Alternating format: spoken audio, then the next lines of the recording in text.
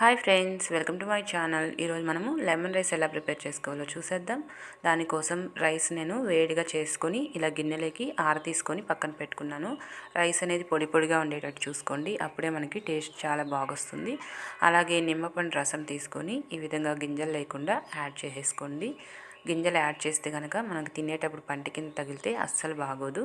అలాగే సాల్ట్ కూడా రుచికి సరిపడా చూసుకొని యాడ్ చేసుకొని ఇదంతా కూడా ఈ రైస్కి ఈ రసము అలాగే సాల్ట్ కూడా రైస్ మొత్తం కూడా పట్టేటట్టు బాగా పట్టించుకొని పక్కన పెట్టుకోవాలి. చాలా సింపుల్గా పిల్లలకి బాక్స్కి కానీ లేదా టిఫిన్కి ఇలా ప్రిపేర్ చేసుకుంటే ప్రసాదంగా కానీ చాలా బాగుంటుంది. మీరు కూడా ట్రై చేసి చూడండి. రైస్ అనేది ఉండలు లేకుండా పొడి పొడిగా ఉండేటట్టు చూసుకోండి, అప్పుడే మనకి చాలా బాగుంటుంది తినేటప్పుడు కానీ అలాగే లుక్స్ వైజ్ కానీ చాలా బాగుంటుంది. ఈ విధంగా మొత్తం కూడా కలిపేసుకొని పక్కన పెట్టేసుకుందాం. ఇప్పుడు లెమన్ రైస్ ప్రిపేర్ చేసుకోవడానికి పచ్చిమిర్చి, కరివేపాకు అలాగే ఆనియన్స్ అలాగే వేయించుకొని పొట్టు తీసుకున్న పల్లీలు కూడా తీసుకున్నాను.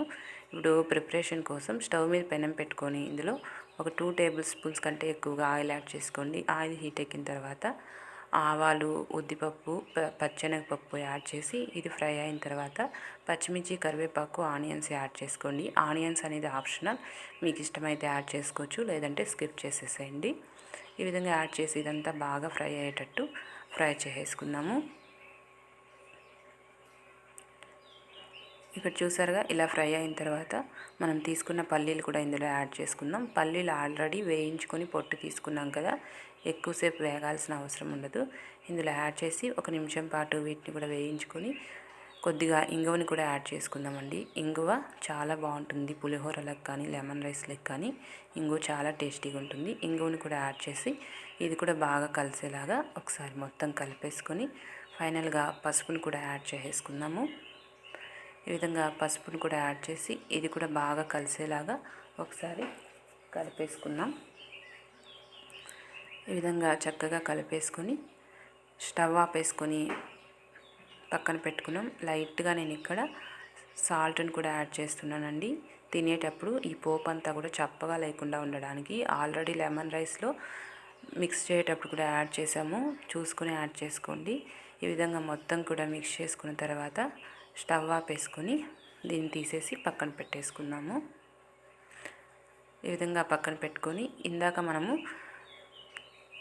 లెమన్ రసము అలాగే సాల్ట్ మిక్స్ చేసిన రైస్ ఉంది కదా, ఈ రైస్ మొత్తం కూడా ఇందులో యాడ్ చేసేసుకోవాలి.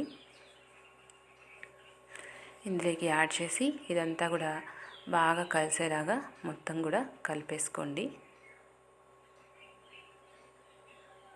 ఈ విధంగా రైస్ అంతా ఉండలు లేకుండా మొత్తం కూడా ఈవెన్గా కలిసేటట్టు బాగా కలిపేసుకుందాము.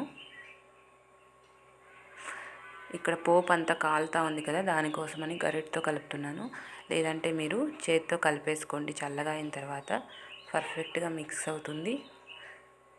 ఈ విధంగా మొత్తం కూడా మిక్స్ అయిన తర్వాత ఒకసారి టేస్ట్ చూసుకోండి.